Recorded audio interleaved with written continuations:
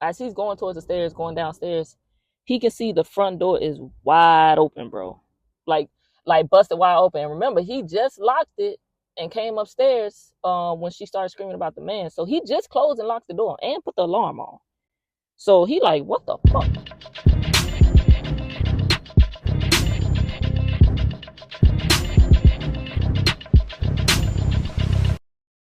Hey, what's up, man? Welcome to the very first episode of the Run Bih podcast, a podcast where I review scary movies.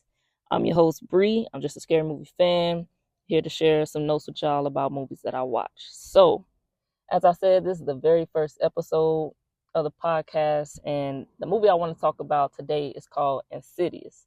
This is one of my top favorite scary movies of all time. So, I'll give you a little bit of background about the movie, and then we'll jump into the breakdown.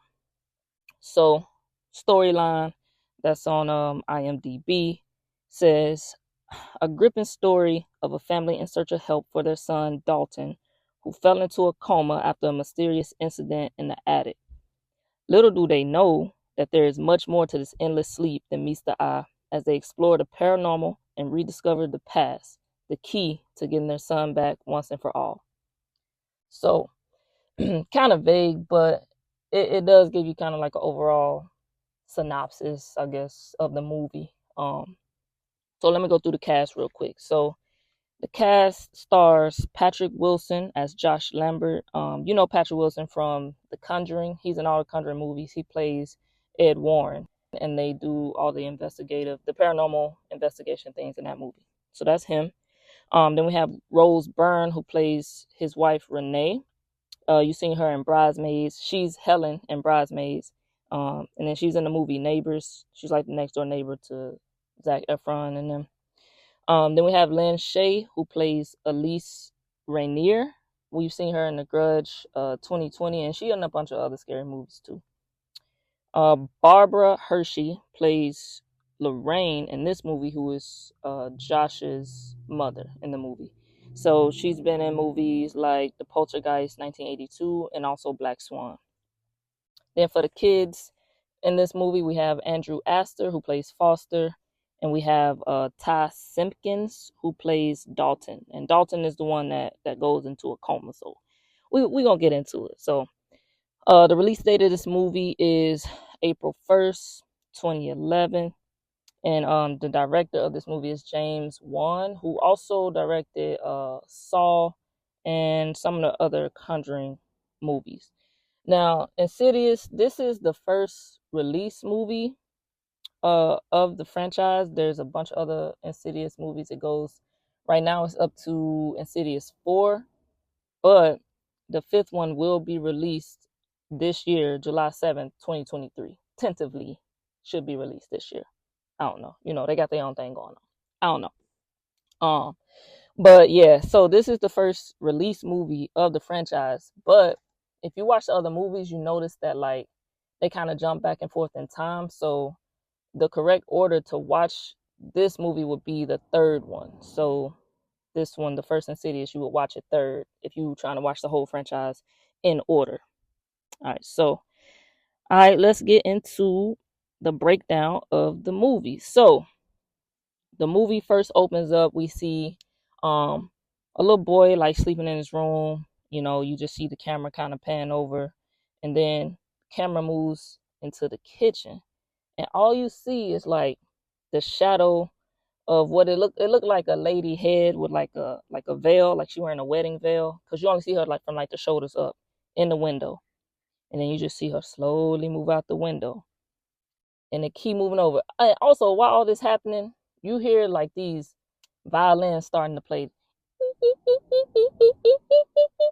right? So they playing, it's getting louder and louder, and then you just see the lady standing in like the closet, and then the music just go,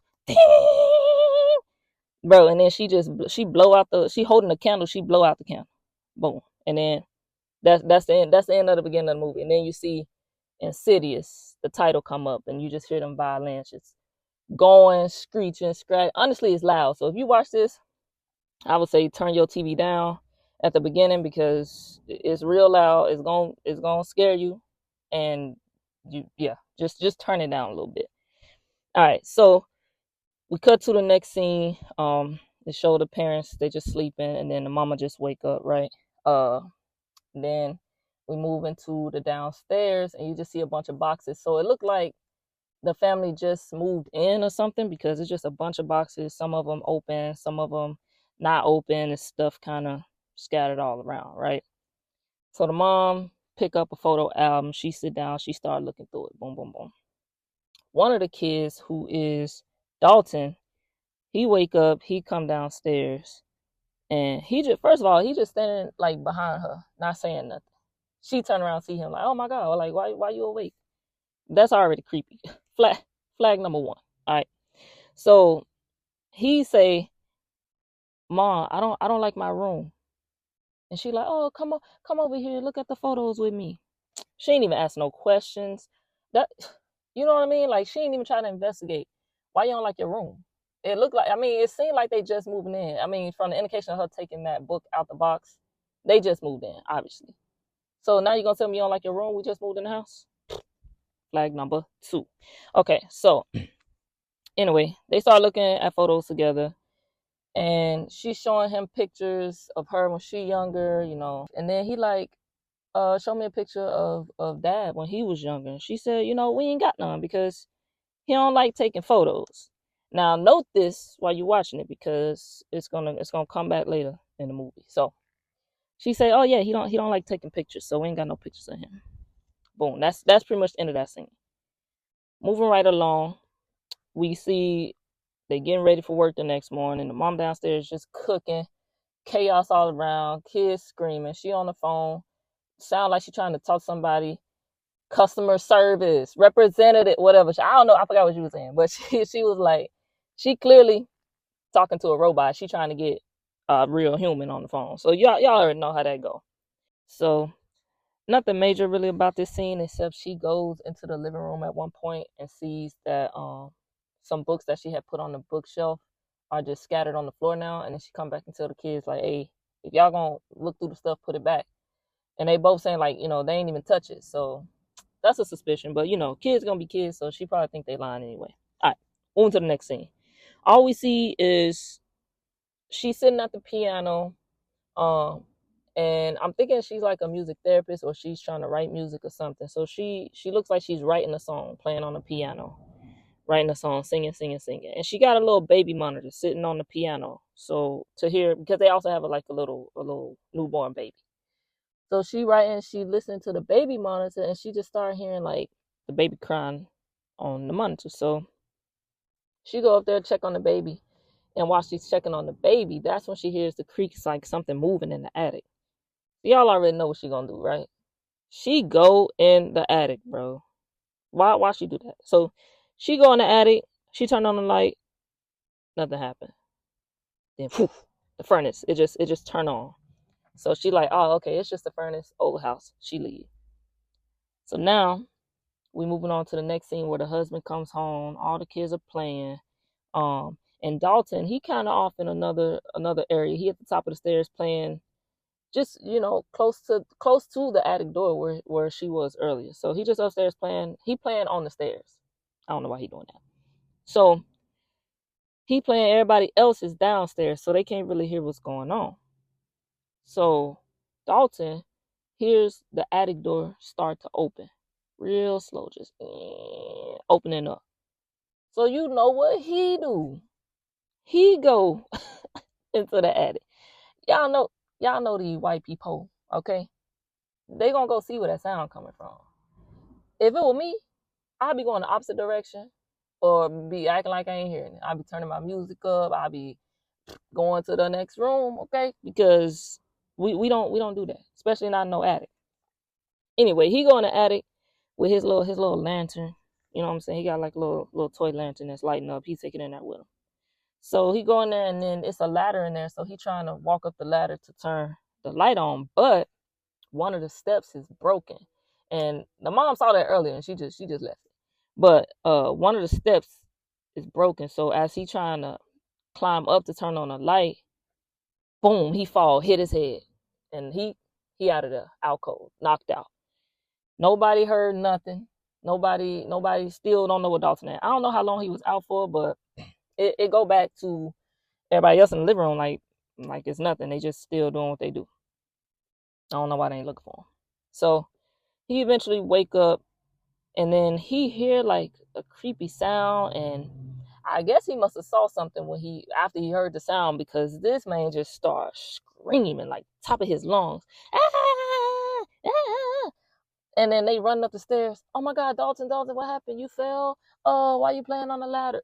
Bro, why is the attic door unlocked? Why is he upstairs playing by himself and y'all downstairs? Like, there's other questions. Whatever. He fell. He's screaming. I don't know. As soon as they got up there and touched him, he stopped screaming. So I'm like, man, you ain't even hurt that bad. And you started screaming late as hell. You telling them, oh, I fell in by my head. Like, that's why you screaming. Tell them whatever you saw in the corner, because that's what's gonna come back up later. So whatever.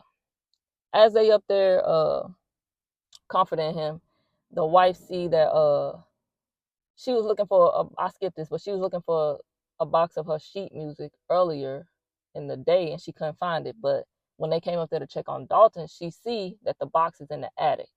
Now, she was the only one at home all day, so it kind of looked like to the husband like, oh, you just moved it up there trying to blame it on everybody, like like you forgot about it. But she swear up and down she didn't move it. Whatever. All right, so moving on to the next scene. Everybody's sleeping. It's a good night, whatever. The next morning, everybody's awake. Same old chaos in the morning. Everybody up except Dalton. And Dalton is the one that fell off the ladder, right? So the wife sent the husband up like, hey, can you go wake him up, because he's gonna be late for school. So of course he go up there. All right, come on, big man, get up, shaking him. All right, Dalton, you gotta get up, you're gonna be late for school, let's go. And then he just like, hold on, Dalton, he ain't waking up. So now it's a panic, right? All they do is cut, and we see they at the doctor, and the doctor's talking to the parents saying there's no brain damage. We never seen anything like this. All his tests are coming back normal. We don't know what to call it. Like, the doctors don't even know what's going on. So they just like, this nigga in a coma. I mean, it's not really a coma, but we don't know what else to call it, because he's sleeping, but he alive, but he not responding to the normal tests. The other tests we running are normal. Like, so they don't know what to do. We see the words on the screen say 3 months later. This man's still sleeping 3 months later. And it's a little kid, bro, like, I don't know, 10 or 11 probably.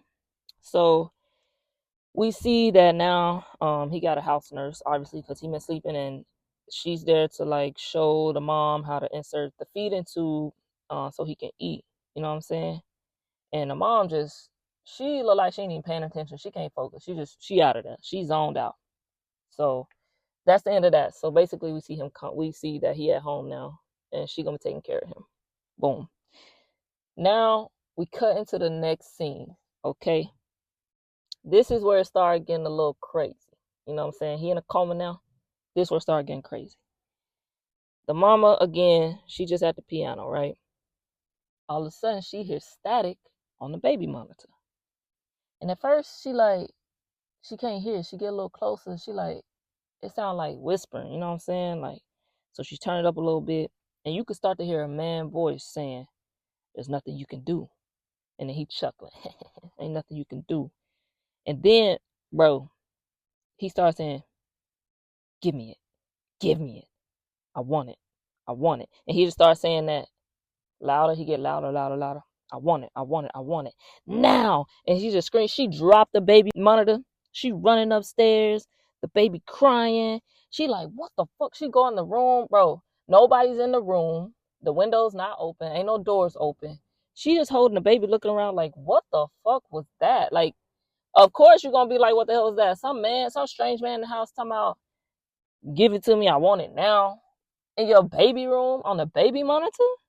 No, bro. We out.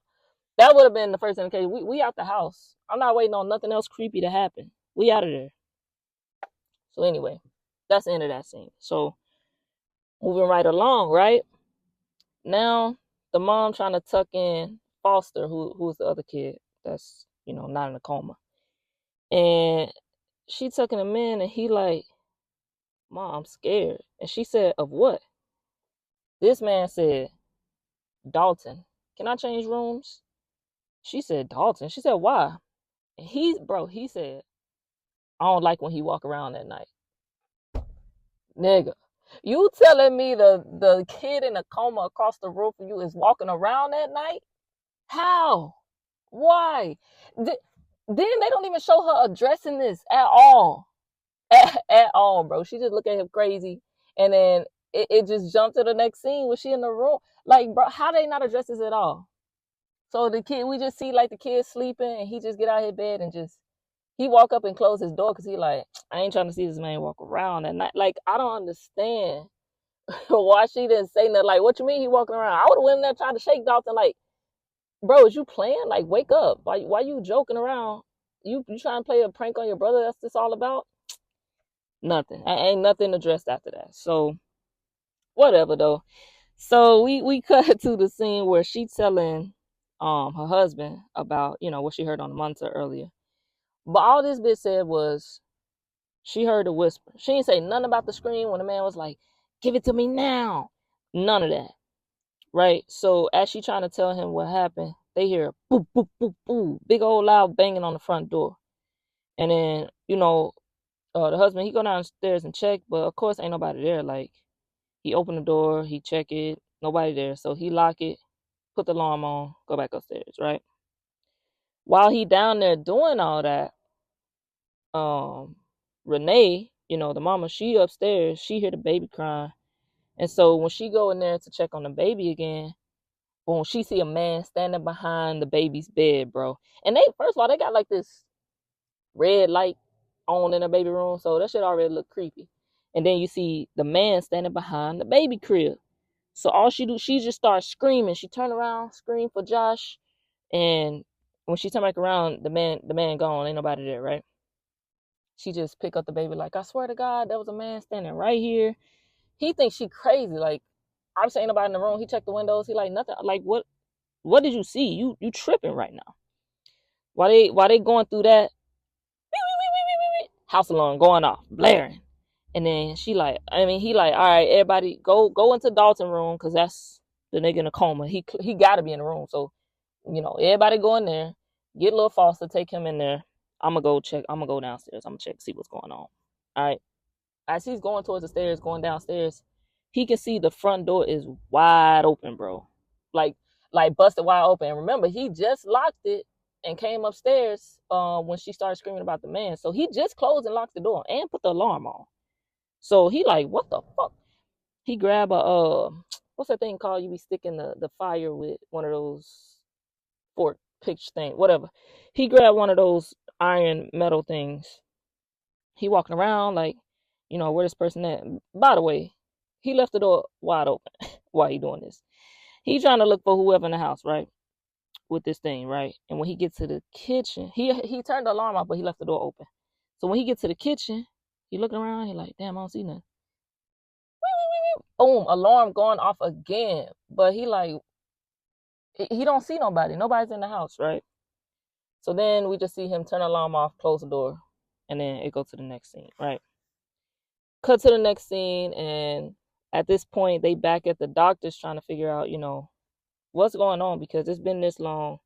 And they just saying, he's still not responding to the test. So the doctors, they not trying to really call it a coma. They still don't know what's up with him, So we go back to seeing him in his room, and the mom goes to like pull up the sheets to wash his sheets, and she rolling up from his feet, right? Like pulling the sheets off his feet. As she pull up the sheets, she see a bloody handprint on this main bed, bro. I'm talking about big ass hand. The fingers are long as hell. It almost looked like they put their hand there and slid it, but not really, because the palm of the handprint is still there. So it's obviously something demonic, because it just got long ass fingers, and it's like a bloody handprint right by this main foot. So, while all this been going on, the dad been coming home later and later. He a school teacher. So first of all, you got no excuse for coming home late. I'm talking about, and when I say late, I ain't talking about, 5, 6 o'clock. He been coming home 9 o'clock, 10 o'clock, 10:30. I think specifically in this scene, she's saying like it's 10:30. You know what I'm saying? Why you coming home so late? What's going on? I thought she was gonna be like, yo, you cheating on me, because that would be a normal person's first response. But she just like, what's going on? Like, why are you coming home so late? It's 10:30. Whatever. So he pull up, and she's sitting outside the house because she been waiting on him, right? So she telling him like she been dealing with all this stuff in the house by herself, and she feel alone, and he don't think it's haunted, right? So he like, man, she's like, you running away, you trying to hide, you staying at work late, blah blah blah. He's like, I ain't running away, I'm just dealing with it my own fucking way. And she like, all right, fine, then deal with this. Boom, she throw the bloody sheets at him. And then that's all we see, right? He looking at the sheets like, this weird. Cut to the next scene, and we see that the dad is sleeping on the couch now. Obviously, he in the doghouse. Can't come home at 10:30. But he dreaming, and he can see Dalton sleeping. We see him see like a hall of candles with like, it's like a hall that's painted red with candles going along the walls.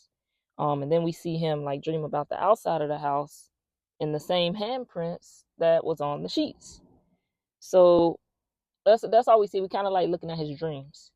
Then all of a sudden, the mom is waking up screaming and just trying to relax. Like, they didn't show us what she was dreaming about, but she woke up screaming. So something was going on, but she just trying to relax. So she get out the bed. I mean, she sit up, and she just, she breathing, trying to relax. And then she randomly hear footsteps, right? And then outside her bedroom window.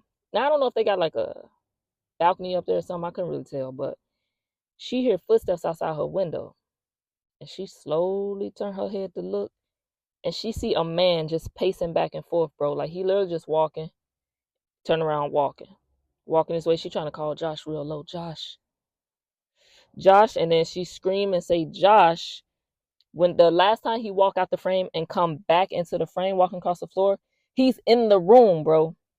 He's in the room. Like, literally, he walks out of the frame, and then when he's coming back, he's in the bedroom. She like, Josh, blah blah blah. Bro, whatever it is, started running at her, like coming at her. She fell out the bed, crying, screaming. This thing like coming at her, trying to choke her. And then, of course, when Josh get up there, turn the light on, nothing. The nigga just disappeared out of thin air.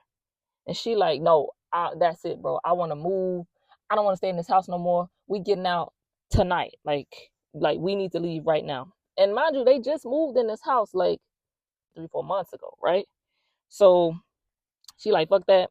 I'm out. We ain't staying here. Boom. All right, so we jumping into the next scene. We see them in the new house. They unpacking, and the mother-in-law is there, Lorraine.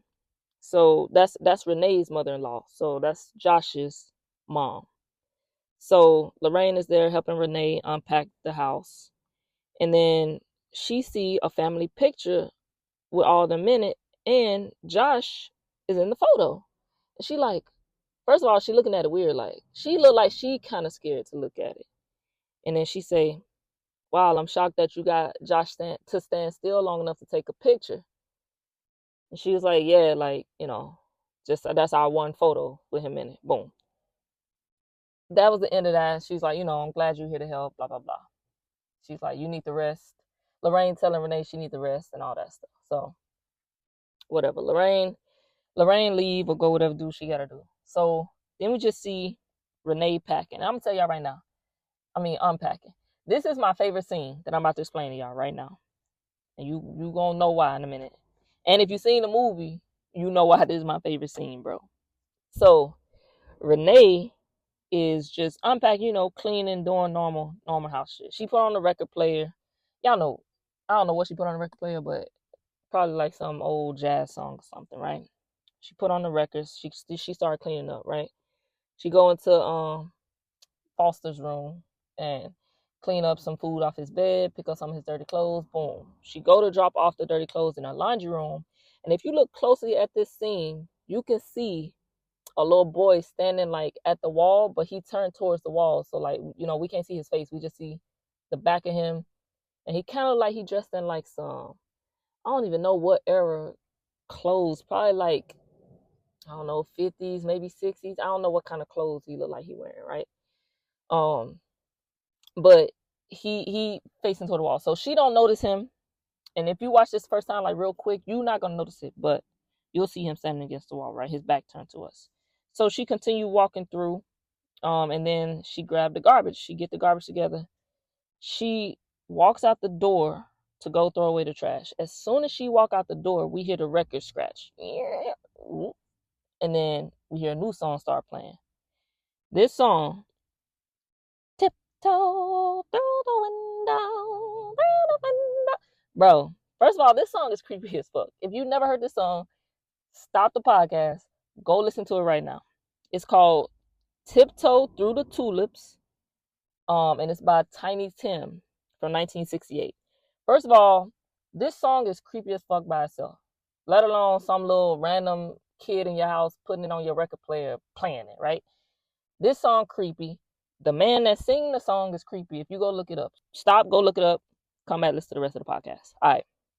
So that song is playing.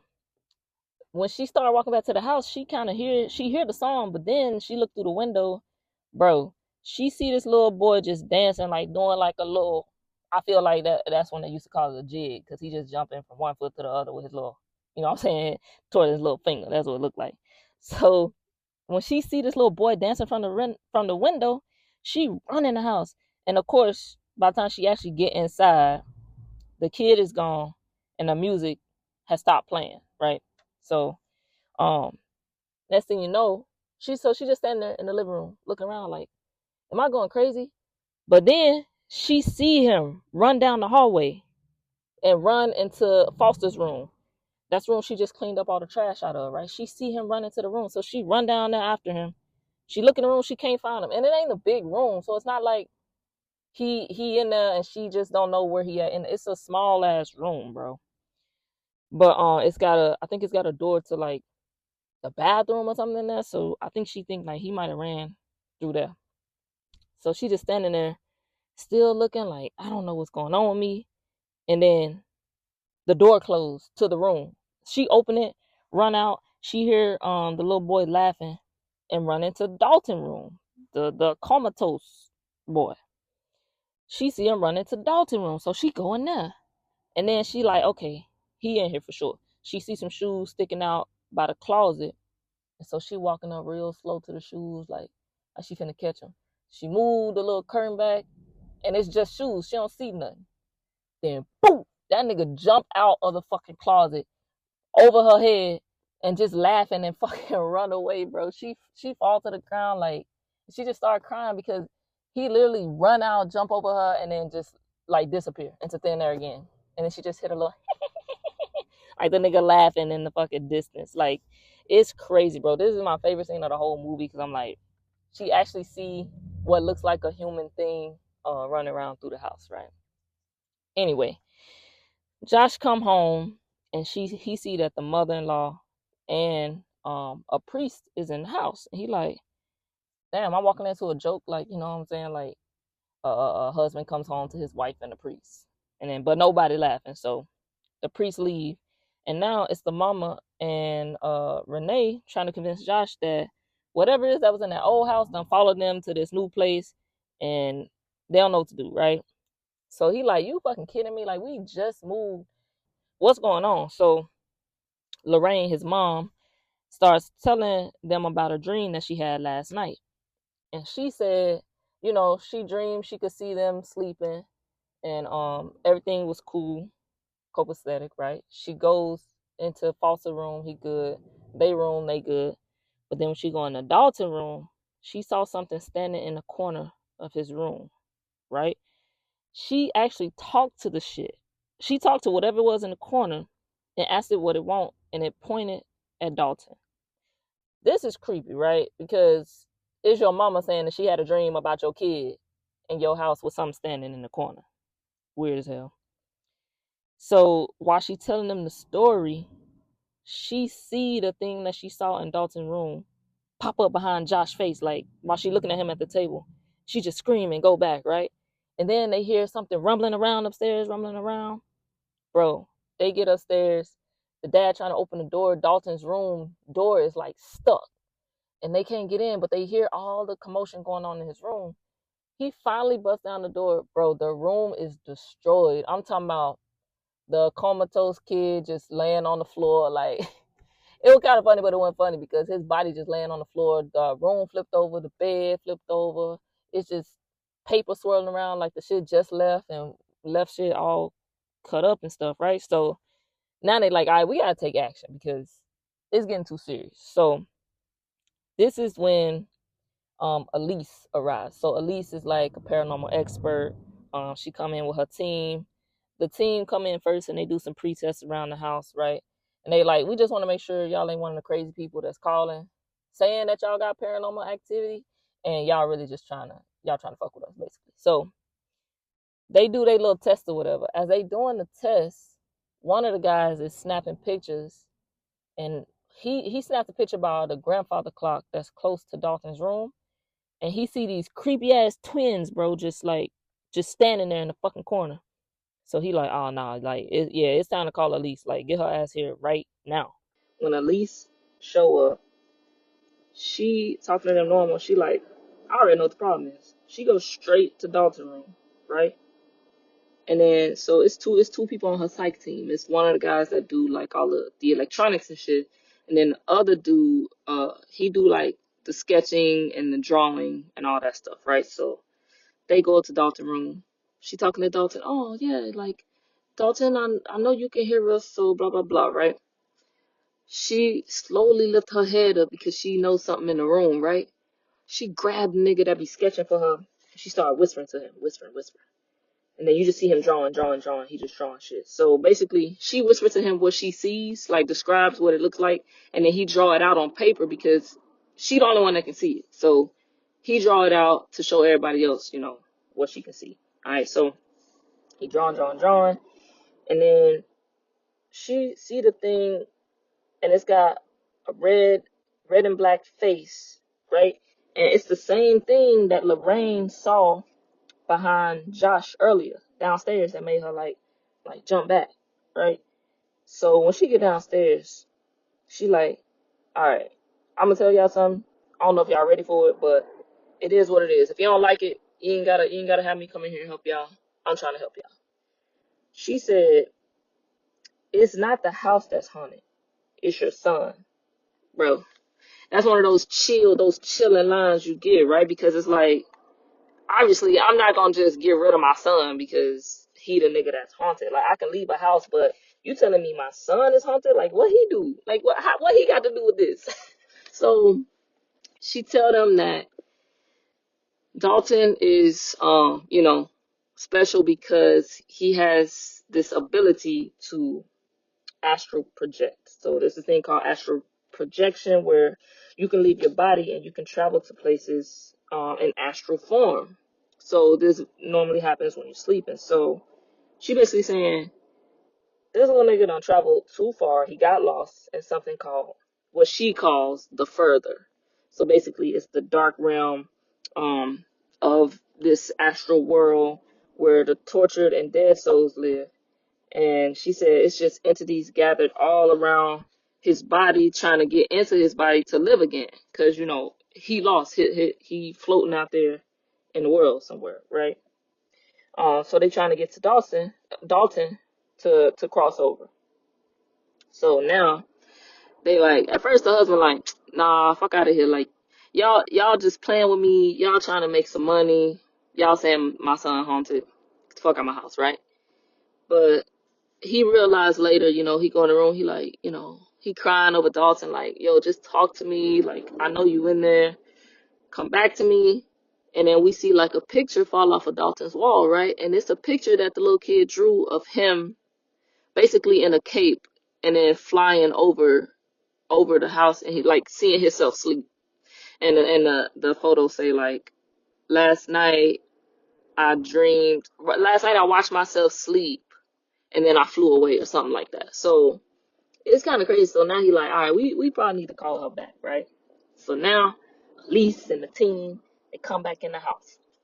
She put on this like, she first of all, she made them sit in like a circle at a table in his room, and she like, all right, I'm gonna try to go in there and get him, talk to whatever this is, and figure out, what's going on.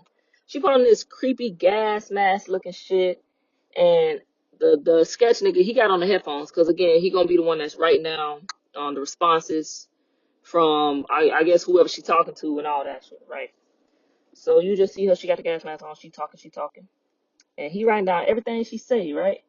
And there's also these cameras in the room that flash every time the temperature changes in the room. So that means, like, obviously, like, something else is in the room with them. So she started talking. We see the cameras flash. Just these lights flashing. She's still talking. He writing. He said, "Man with fire on his face." Okay. Shit still flashing. She trying to talk to Dalton. And he's saying, "The man with fire on his face will hurt me if I keep talking to you." And then she like, "Nah, it's okay. You good. Blah, blah, blah." He like, "Nah, be quiet. Because they gonna hear you." She like, "Dalton, it's okay. Come to me, something, tell me who you are, blah, blah, blah." He said, "They heard you. Oh my God. Help, help, help." That's all we see, right? So the man just writing down, "Help, help, help." And then he started writing down, I guess this is the monster talking, because he started writing down, "You bitch." And then she just starts screaming. She looked like she having a seizure in the damn chair. He writing down, "You bitch, you get," whatever the fuck, whatever you were writing down. So this shit get crazy. So now we see he writing all this down, flash, flash, flash, flash, flash, flash. Then it stopped. And she stopped shaking.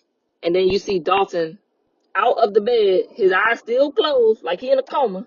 He up out the bed, and then they just look at him. He put his hand on the table, poof. They all slide back from the table out their chairs, right?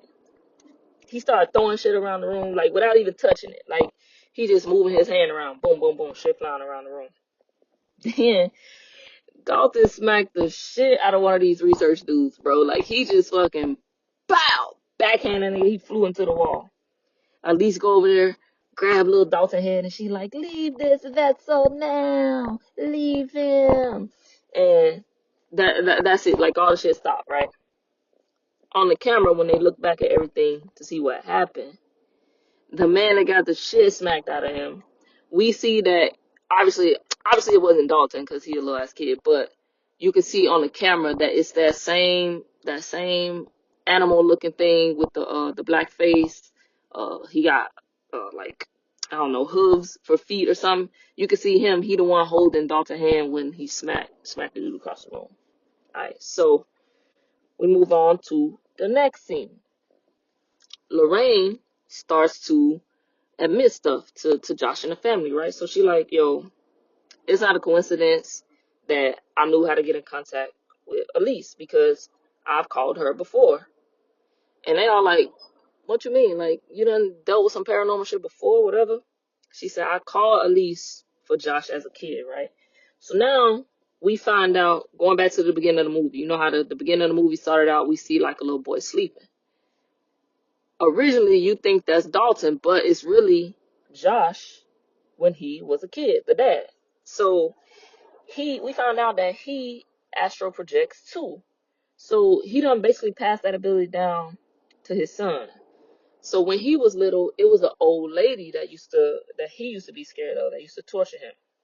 It's the old lady that we saw in the beginning of the movie as well, the one that was in the window and in the like wedding gown, wedding veil, right?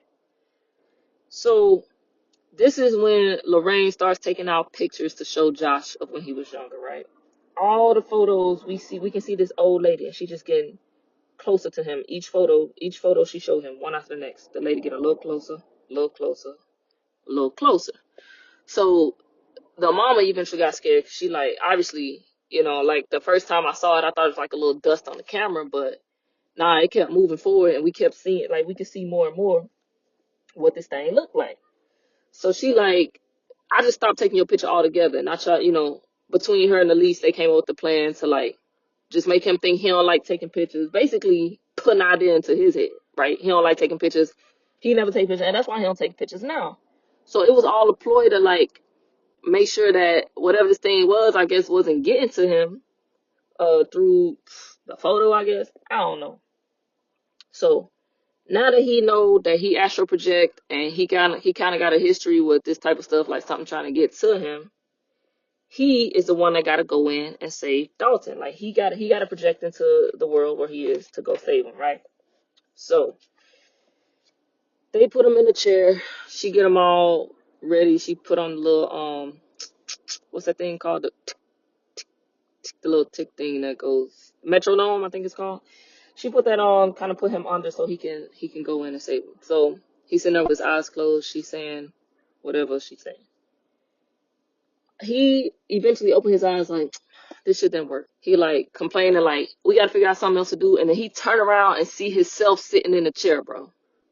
Freaked the fuck out. He like, oh shit. So she like, you in now. Like, now it's time to go get him. So he started walking around. It's nothing but darkness, bro. I'm talking about like, you don't see nothing. Like, he walking around through the dark. He got a lantern somehow in this astral fucking world. He picked it up on his way out. So he walking through and he think that he see Dalton. So he started following him. But when he get closer, he see that it's him as a kid. So he looking at himself as a kid. And then that kid just point to their house. I think it's their old house, the one they just moved out of. He said he pointed to that house like that's where you gotta go basically. So he go in there. He see a lady. But she look young. She don't look like that old ass lady. But he see her like walking up the stairs, right? So he follow up there. He look in the room and he hear like a lady crying. He like, excuse me, I'm trying to find my son. Like, please help me. She just crying, ignoring his ass. And then he hear like whistling or something downstairs. He turn around and then he look back at her and she gone, right? So then he hear whistling downstairs. So he go back downstairs.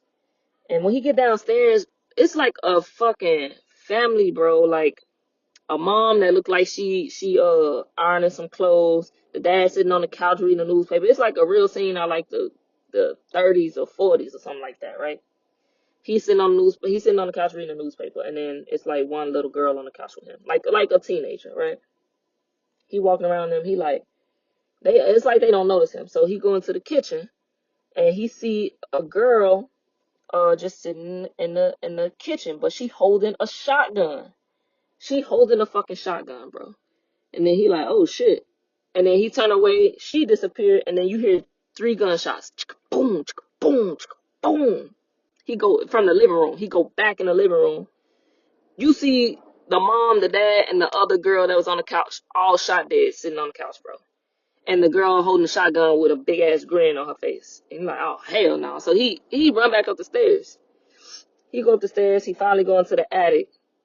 And he see a red door in the attic. Now, this red door, he's seen it before. It was another picture that Dalton drew. So he saw it in Dalton's room earlier. He's like, that's a sign. He got to go through that door. Before he even get to the door, this big-ass man come up to fight him. This the same man that attacked Renee earlier in the bedroom, the one that was walking across, and then just popped in the room. This the man that he fighting at the door, right? So they fighting, wrestling, whatever. His outer body kind of having a seizure in the chair, and the family can see it. And she like, Elise, help him. Elise like, remember Josh, you're stronger than them. You're the one that's alive. So boom, he beat the dude. Whatever. Go through the door. Now he see this hall of red lights with the candles, and he eventually see Dalton crying. And Dalton is like chained up, bro, chained up in this big room, just crying. And then you hear that fucking tiptoe through the window. You hear that fucking song start playing again, right? All of a sudden we see this creepy looking thing sharpening his long ass fingernails, like up in the window above them. And he look like he got like snake eyes. He got like a snake tongue, horse feet, and it's just showing him like sharpening his nails, listening to that fucking creepy ass song, right? And then they look up. He like, oh shit. Dalton like, oh shit. He see us. Obviously he didn't say oh shit, but he was like, damn, he see us, right? So the thing started chasing them. They running. The dad pick up Dalton. Boom, they run out the house. They like, we gotta find a way out. We gotta find a way home. When they get outside, they gotta walk through all these other entities that's trying to like block them and shit. And you see the lights go out in the house where Elise and Renee and everybody else is waiting on, Josh to bring the kid back. The lights go out. They like, oh shit. One of the dudes get a big ass light. He like walking around the house. He see a hand come up out the drawer in the kitchen. He run back like, oh shit, like something in the kitchen. Then she tell the other dude, hey, go check upstairs, go check on Dalton. They go in the room. It's entities trying to come in the room, trying to get to Dalton's body. So at least like she told Renee, like, listen, you need to tell Josh to bring his ass home. So she like, Josh, follow my voice, like, come to us, you know what I'm saying? So they finally make it to the house, right? And they need to still get to their bodies. Like they can't just get in the house. They gotta go back to their bodies in order to be out of that world. So they running away. Dalton like, come on, Dad, he right behind us. So he like, nah, you go ahead. So Dalton run upstairs. He go to his room. The thing almost catch him, but he don't. So Dalton was able to get into the room and get back in his body, like safely, pretty much. But the dad, he's still downstairs because he see that old lady. And he like, what the fuck you want from me? Like, get away from me. Get away from me. He's just screaming at the lady, get away from me. But he's seeing her like in a mirror. So it's like, you literally can just walk to your body, bro. Like, why you even, you know what I'm saying? Why you fucking with her? But he like, get away from me. Get away from me. And then we just see, it's kind of like a calm over everything. And then he wake up. So we assuming like, all right, he made it back to his body. Everything good, right? So that's pretty much the end of that scene. And then this is the last scene right here. We got, Dalton downstairs. They feeding him some food because, he hungry as fuck. He been in a coma for however many months. So they feeding him. They like, oh, you hungry, right? That's the mom, Renee. They all in the kitchen. Josh and Elise are in the living room. And they talking about, the photos. And he's like, man, I can't believe, like, that was a thing. I can't believe that's why I don't take photos, blah, blah, blah. He looking at the stack. And she's like, yeah, it's crazy. So he hands her the stack. And she look at him all weird. And he like, what? What's going on? She's like, oh, nothing. Right? But she's staring at him. And so she slowly reached down and grabbed her camera. And she snapped a quick photo of him. And then he just get mad, bro. Like, he go wild. He like, the fuck you just do? You just take a picture? Why the fuck you just do that? Huh? He grabs her and starts choking the fuck out of Elise. He chokes her, bro. So he's choking her out on the couch. Of course, nobody hear nothing. They all in the kitchen. He's like, fucking kill you, blah, blah, blah, blah. Kill her. Boom. Strangle her. We see her fucking basically dead, mouth wide open on the chair that she was on. Renee eventually come out and like, hey, what's taking y'all so long? Ah! When she see Elise fucking dead. And she like, Josh, where are you? Where are you, Josh? Look through the house. That nigga nowhere to be found. And then she come back into the living room where Elise was. And then she looking at Elise just crying. And then she see Josh grab her shoulder. And he's like, I'm right here. And then she turn around and she just scream. And then boom, the movie ends. So the whole reason that Elise even got scared is because when Josh handed her the photos, his hand looked like an old lady hand. That's when she snapped the photo, and then he choked her out. So when Renee came back in the room after she was looking for Josh, she came back in the room. She saw that photo, the picture that Elise snapped, and it was the old lady in the wedding dress on the camera. So that's why she screamed when she turned around and saw Josh behind her. It's like, that nigga was basically the old lady, right? And that's the end. So, bro, this movie, one of my favorite movies of all time. If you haven't seen this movie, go watch it 100%. So, I'm going to do a scale from like 1 to 10. How scary is it?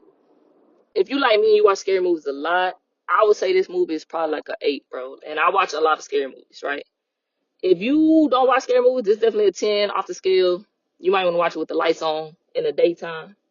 But yeah, scary scale for me, I give it an 8. And then I'm going to rate it 1 to 10 if it's a must see or not. definitely a 10 across the board. It's a must see. You gotta watch it. All right. So, a few fun facts about the movie. Um, it was 33 violins that was used for the theme music. So that's what I told y'all. That makes sense, right? That's why I said turn that shit down at the beginning because it's loud as fuck. It's creepy as fuck. But I mean, it's good for the movie. But that's probably why it's so loud. 33 violins. Okay. It also made $100 million from a budget of $1.5 million and was one of the most profitable films of 2011. $100 million, bro. That's all I'm gonna say. Um, and as I said before in the beginning, another fun fact is this is the third film. This is the third film to watch if you're gonna watch it in chronological order. But that's it for this podcast, y'all. Let me know what y'all think. Leave a review. Ask me a question, or just say what's up. Tell me how you feel about the podcast. Please leave a review. Yeah, next movie that's coming up. I don't really know. I haven't really decided yet which one I'm gonna review next, but I'll always put the title of the movie that I'm gonna review in the episode title. So that's it. I'll be back next week. Bye, bitch.